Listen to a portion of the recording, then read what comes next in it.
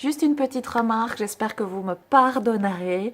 Donc Letty a eu un petit souci au niveau de l'image. Je me suis permise donc de faire un petit montage, donc j'ai gardé tout ce que j'avais pu dire et vous ne me verrez pas parler, mais j'ai mis quelques petites images pour que ça soit quand même convivial pour vous. Merci d'avance de votre compréhension et je vous retrouve de toute façon lundi en caméra filmée.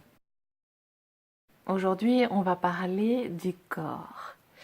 Notre complice sur Terre, dans cette incarnation, celui qui va nous permettre de réaliser tout ce pourquoi nous sommes sur Terre, justement, pourquoi nous nous sommes incarnés. Et ce précieux complice a de très importants messages à nous délivrer si nous voulons bien y prêter l'oreille.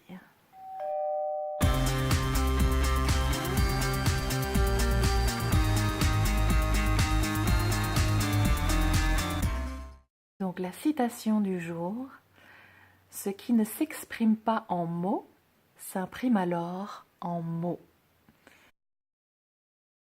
Dans notre existence, lorsque nous dévions de ce qui est juste pour nous, de ce qui vibre correctement avec notre âme, nous recevons des messages qui viennent d'abord de l'intuition.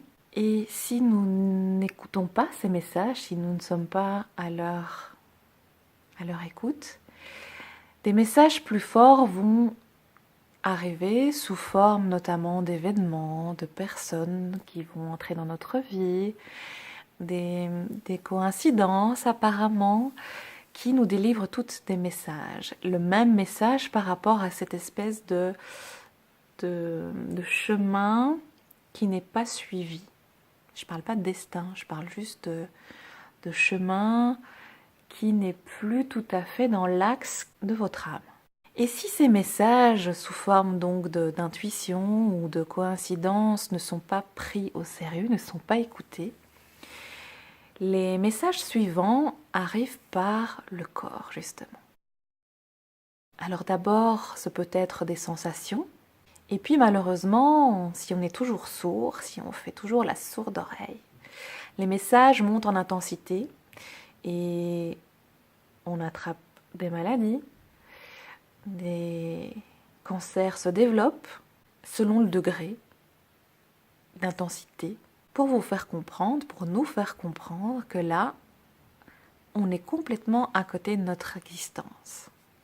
Donc la première chose vraiment à noter déjà, c'est d'être à l'écoute de notre corps pour éviter justement qu'on ait à subir des douleurs, des souffrances dont on se passerait bien et qui sont le résultat de divers facteurs, mais qui ont, à mon sens en tout cas, toujours un message à nous délivrer quant à la façon dont nous vivons notre vie. Et j'ai peu connu de maladies ou de grandes tragédies physiques, mais par contre, un exemple très flagrant pour moi eut lieu en 2009. Donc j'étais enseignante depuis 7 ans. J'avais vraiment beaucoup apprécié ce métier. J'étais professeure de français auprès d'adolescents. Je m'étais vraiment investie, j'aimais beaucoup la relation avec les adolescents, etc. Et puis petit à petit, en fait, je ne me suis pas rendu compte, mais en tout cas, mon corps, lui, m'a rattrapée. Et en avril 2009, j'ai eu une migraine. Alors, j'étais pas du tout sujette aux migraines. J'ai eu une migraine intense, qui dura 1 mois, pendant lequel je ne me suis quasiment pas alimentée, donc j'ai perdu une dizaine de kilos. Et donc je me souviens que je mangeais ma demi-pomme le matin, là j'essayais de me forcer, et c'était une douleur continue, donc j'avais vraiment pas de répit, et même quand je prenais, je me souviens les médicaments, là c'était vraiment un répit vraiment très court avec... je me souviens même avoir fait des hallucinations tellement c'était shooté, moi qui prenais jamais de médicaments, etc. Et les médecins ne trouvaient pas, malgré les examens, ce qui se passait dans ma tête. Parallèlement, en fait, plusieurs mois avant, j'avais commencé une formation pour accompagner les gens sur leur chemin de vie. Et le formateur avait développé notamment une pratique qui s'appelait le corps métaphore, et donc qui dit bien ce qu'il veut dire, qui qui nous dit que le corps, les maladies, etc. sont des métaphores de ce qui dysfonctionne dans notre vie, ou en tout cas qui jaillissent quand on fait des pas qui ne sont pas alignés, corrects, en cohérence avec finalement la petite musique de notre âme. Et donc c'est vraiment à la fin de ce mois, donc après 3 grosses semaines, que j'ai quand même pu faire la démarche d'aller vers lui. Et ensemble, on a pu trouver effectivement, décoder, pas avec la tête, mais avec l'intérieur, etc. Qu'effectivement, je vivais une crise de sens aiguë et que j'étais plus du tout à ma place dans ce système d'enseignement belge, que je ne me retrouvais pas du tout dans les valeurs et dans ce que j'étais censée enseigner à mes élèves, qui, j'avais l'impression, avaient les ailes, mais complètement broyées déjà par souvent leur milieu familial, mais en plus par le système scolaire. Et je sentais que j'avais pas les ressources nécessaires pour pouvoir, moi, faire la différence. J'étais complètement épuisée par rapport à ce que je constatais. Et vraiment, c'était... je fais un changement ou je meurs. C'était vraiment ça. C'était une question à ce moment-là de vie ou de mort. Il fallait que je change de direction au risque d'y laisser ma peau. Parce que là, j'étais plus du tout dans l'axe. Vraiment. Et voilà, une fois ce switch effectué, ma migraine intense a disparu du jour au lendemain. Et donc, prise de conscience, travail sur moi, etc., qui s'est poursuivi pour pouvoir prendre une décision dans le sens de mes valeurs, de ce que j'avais envie d'apporter comme contribution au monde, etc. Et donc cet exemple, j'en ai entendu des tas d'autres autour de moi, et si vous regardez un petit peu sur Internet aussi, vous avez beaucoup de témoignages en ce sens. La maladie, le mal a dit, nous parle, le corps nous parle sans arrêt.